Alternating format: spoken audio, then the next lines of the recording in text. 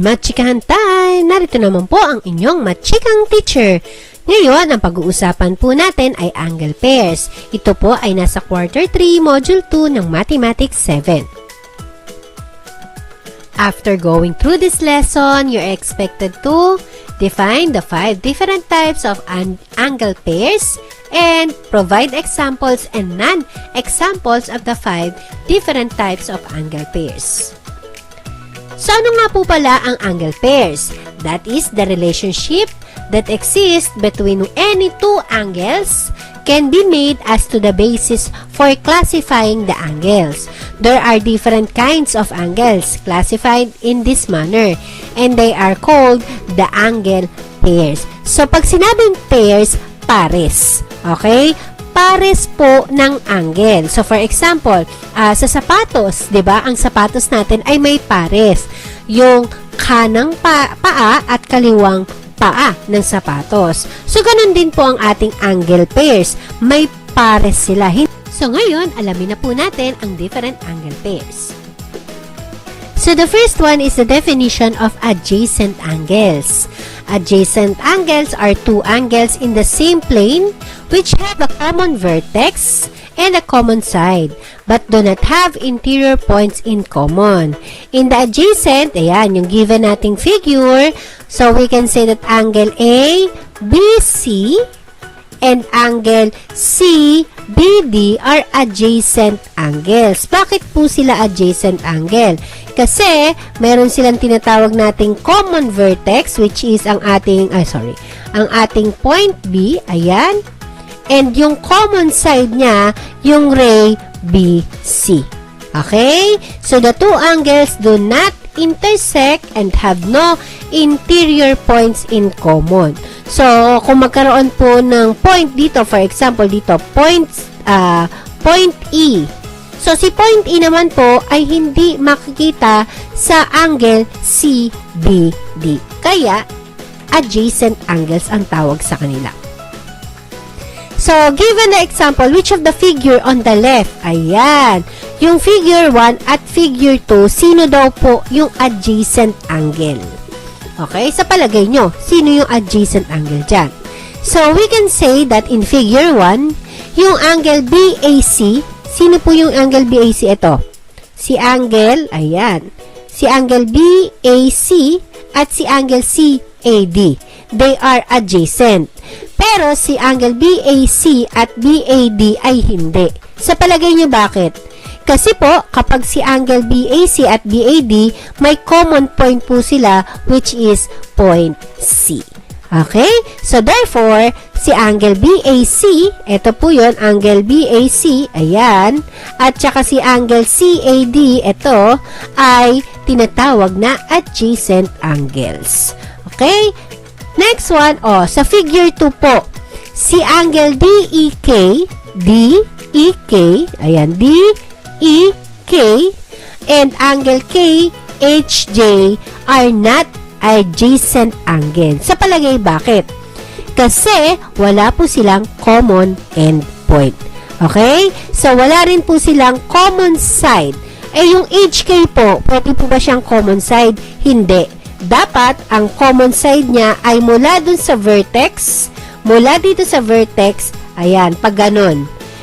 Ang nag-start lang po dun sa pinakagitna, which is ray HK, at hindi po siya common side. That is the definition of adjacent angles.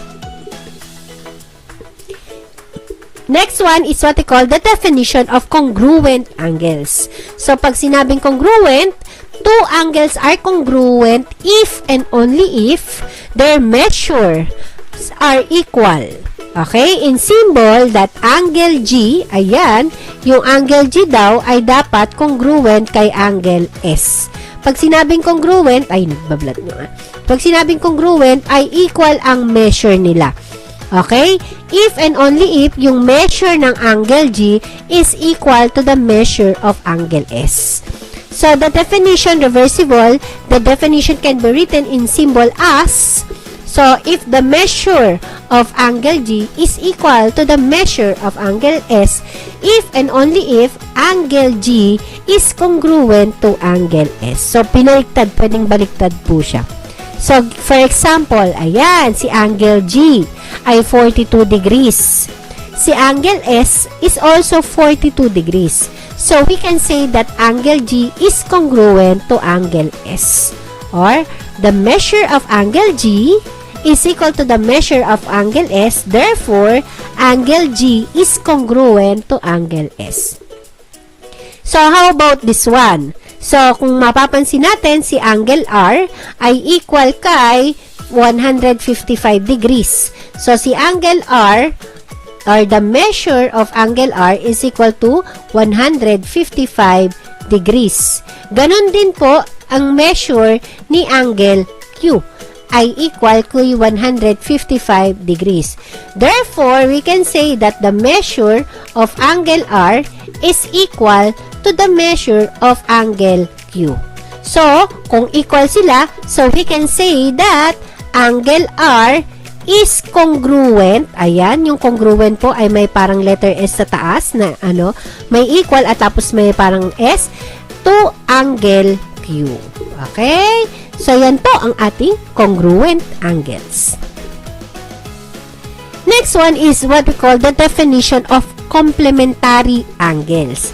Ano naman po pag complementary?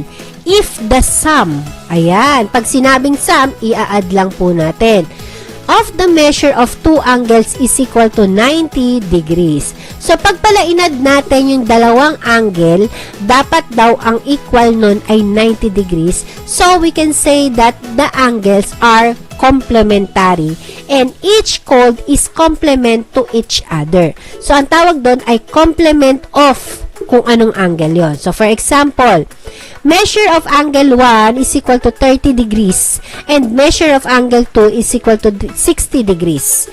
So, 30 plus 60 ay 90. Okay? Si measure of angle A is equal to 40 and the measure of angle B is equal to 50 degrees. So, 40 plus 50 is equal to 90 degrees. So, dapat total equal palagi. Okay? So, paano po yun? So, pwedeng ganitong itsura niya. Pwede siyang adjacent angle. Pwede rin naman magkahiwala yung dalawang angle. So, si angle 1 daw ay 30 degrees. Ito naman po ay 60 degrees. Si angle B naman daw po ay si angle A ay 40. Ayan, 40. Si angle B ay 50 degrees. Ayan. So, kung mapapansin nyo, pag inad po natin sila ay equal kay 90 degrees. Tandaan, ang angles po natin pwedeng magkahiwalay or pwede namang adjacent sila to each other. So, the measure of angle 1 and angle 2 are complementary because the measure of angle 1 plus the measure of angle 2 is equal to 90 degrees, which is 30 plus 60 is equal to 90 degrees. Second one, angle A is complement of angle B. Ayan, yung sinasabing complement of angle. Kasi, pag inad po natin silang dalawa, they are equal to 90 degrees. So, hindi kinakailangan na siya ay adjacent para masabi na siya po ay complementary. Okay? So, tandaan, complementary angles are equal to 90 degrees. So, dalawang angle na pag inad ay 90. So, pwedeng measure of angle A is 20 degrees. Measure of angle B is 70 degrees. So, 20 plus 70, so 90 degrees. So, complementary po sila. So, kung meron tayong complementary, meron din po tayong tinatawag na supplementary angles. So, ano naman po sa supplementary angles? Ayan. Yung sum po ng measures of two angles are 180 degrees. Tandaan na, pag sinabing pair of angles, pares, dalawang angle lang po siya. Ha? Dalawang angle na kapag inad nyo, ay equal kay 180 degrees. They are called supplementary and each is called a supplement to the other. So, which of the two angle pairs shown above, ayan, given yung angle, so yung angle 1 daw ay 130 degrees, ito is 130 degrees, and then the other one is angle 2 is 50 degrees, ayan. Si angle 3 naman po ay 135 degrees at si angle 4 ay 45 degrees. So, ang tinatanong sino yung supplementary. So, kung titingnan pa lang po natin yung figure, 130 plus 50 is 180 rather. Okay? So, ganun din po ang angle 3 and angle 4. So, 135 plus 45 is 180 degrees. So, therefore, they are supplementary. So, measure of angle 1 and the measure of angle 2 are supplementary because the measure of angle 1 plus the measure of angle 2 is equal to 180 degrees. So, basta i-add nyo lang yung dalawa. Basta nag-equal kay 180, automatic po, supplementary. Another, si angle 3 din po is the supplement of angle 4. Kasi once na in-add natin, ay equal pa rin po kay 180 degrees. Tandaan, hindi kinakailangan maging adjacent. Ano po ba yung adjacent? Na may common side at common vertex sila para masabi na siya po ay supplementary angles. Okay? Basta total niya ay 180, adjacent man o hindi siya adjacent or magkahiwalay, basta 180, that is supplementary angles. Basta tatandaan natin, dapat, since pair po ang pinag-uusapan natin, dalawang angles lang po yun. Okay? So, note that the sum of the measure of supplementary angles is 180 degrees. If one of the angles is acute, then the other is always obtuse. So, in addition, if one of the angles is right, then the other angle is also right. So, for example, ano yung sinasabi dyan? Kung ang isang angle daw ay acute angle, alam natin pag sinabing acute angle ay less than 90 degrees. So, for example, 20 degrees. Ayan. So, acute angle yun. Dapat daw, yung isang angle niya ay palaging obtuse. So, kung 20, therefore, yung isang angle ay 160 degrees. Which is obtuse angle. That is less than 180 degrees. Now, kung ang isang angle naman daw po ay 90 degrees or right angle, pag sinabing right angle, 90 degrees. Diba? The other is also right angle, which is 90 degrees. Kasi 90 plus 90 is equivalent to 180 degrees. That is the definition of supplementary angles. Next one is the definition of linear pairs. Ayan. So, when we say linear pairs, ayan from the word linear, line. Dapat nakaline yung dalawang angles. So, two angles form a linear pair if and only if they are adjacent. Ito ang dapat nyung tandaan. Dapat daw po ay adjacent angles and their uncommon side are opposite rays. Ibig sabihin, yung hindi niya, since common, adjacent, may common endpoint. Yung common side niya, hindi po yun yung, dapat yung uncommon ay opposite rays. So, anong itsura niya? Ayan. Ayan. So, ganyan po ang itsura. So, we will have the angle BAC. Ito po yun, angle BAC. Ito yun. At si angle CAD. Are adjacent. Adjacent sila kasi may common endpoint at common side. Ang uncommon side nila, ito po. Ito yung uncommon side. Okay? Dapat daw ay opposite rays. So, their uncommon side is ray AB and ray AD are opposite rays. Therefore, angle BAC and angle CAD form a linear pair. So, yun lang po ang tatandaan natin. At, si linear pair po, pwede rin natin siyang considered as supplementary angles. Kasi once na nilagyan natin or yung inad natin yung dalawang angle niya, they are equal to 180 degrees. Ma'am, bakit po? Okay, since pag kinuha natin yung angle niyan, so, at gumamit tayo ng protractor, that is equivalent to 180 degrees. Next one is what I call the definition of vertical angles. Okay, so vertical angles. Paano siya na-form? Two angles are vertical if they are non-adjacent angles formed by two intersecting line. Ayan, dito po sa vertical angles, nag-form lang po, nagkaroon lang ng intersecting line or nag-intersect yung dalawang line. Kaya po siya, ayan, line 1 at line 2, may common endpoint po. Ito, yung common endpoint nila. So, sino-sino yung vertical angles? Si angle 1, ito po, at saka si angle 3. Okay? So, yung saliwa are because they are non-adjacent angles formed by two intersecting lines. So, tandaan, dapat intersecting lines para makabuo po ng vertical angles. Another one is, yung angle 2, ito po, ayan, lagyan natin ng, ayan, si angle 2 at si angle 4, that is also a vertical angles. And then, we have to identify, ano po ba yung tawag natin dun sa, or ano po ba ang itsura ng perpendicular lines? When two lines intersect, ayan, kanina kasi may intersecting line tayo sa vertical angles. Dito naman po, nag-intersect din talaga yung line natin. Pero, 4 angles are formed. O, tama naman, kanina din, 4 na angles. If each of these angles is right angle, ayan, dapat daw right angle. Pag sinabing right angle, that is equivalent to 90 degrees. Then, the intersecting lines are perpendicular. Tandaan, once na ang isang angle ay nag-form ng 90, lahat po yung 4 na angle ay mag-i-equal to 90 degrees.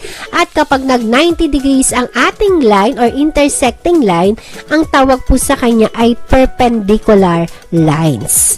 Okay? So, given po yung ating figure sa line AB. Ito po, si line AB, ito yon. Ayan, is perpendicular to line CD. In symbol, ayan, yung nakabaliktad po na letter T ang ating symbol for perpendicular line. So, line AB is perpendicular to line CD. So, the following are also perpendicular. So, line AB perpendicular to line CD. Ayan, kung may ibang points po, ayan, line EA is perpendicular to line CD. Line EA is perpendicular to line EC. Yan. And so on and so forth. Bahala kayo kung basta marami po. Marami. Kasi pwede rin kasing gamitin itong point na to. Yung ating common endpoint.